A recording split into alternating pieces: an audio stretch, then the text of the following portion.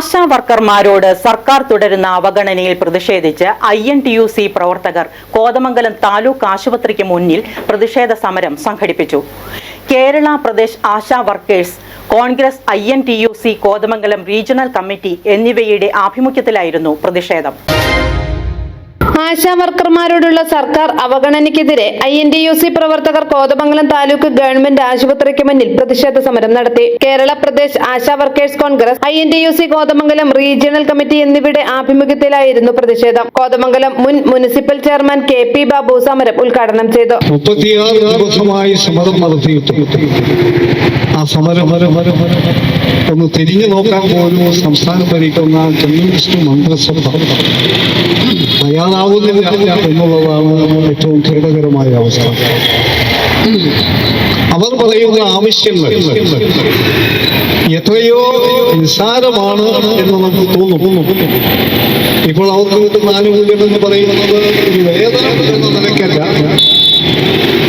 7000 രൂപ മാത്രമാണ്.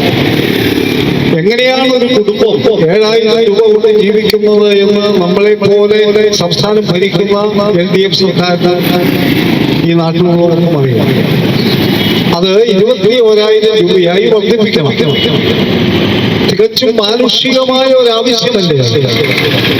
തങ്ങളുടെ വേതനം 21,000 രൂപയായി വർദ്ധിപ്പിക്കുക, പിരിഞ്ഞു പോകേണ്ടി വരുമ്പോൾ ഒരു 5 ലക്ഷത്തോളം രൂപയെങ്കിലും അവശേഷിക്കുന്ന ജീവിത കാലഘട്ടത്തിന് ആനുകൂല്യമായി നൽകുന്നത് സമൂഹത്തിൽ ഒരു അംഗീകാരം നൽകുക, ഇതൊക്കെയാണ് ആശാവർക്കർമാർ ആവശ്യപ്പെടുന്നത്. Regional president incharge KC Mathews അധ്യക്ഷത വഹിച്ചു. നേതാക്കളായ Sasi Kunjumon, Chandralekha Sasidharan, Basil Thannikode, Ali Padinjarachalil, Jijo Kavalangad, CJ Eldhose, Jiji Saju, Mydeen PV, KI Jacob, Gopi Muttath, Ayyappan Nair, Antony KV, Johny Maranchery, Kasim Thanali, Wilson Kochuparambil, Benny Paul, Shiny Jolly, Jose Kaithamana, Anil Raman Nair, KC George, Suresh Alappat, Babu Elias തുടങ്ങിയവർ പങ്കെടുത്തു. News desk media 60 Kothamangalam.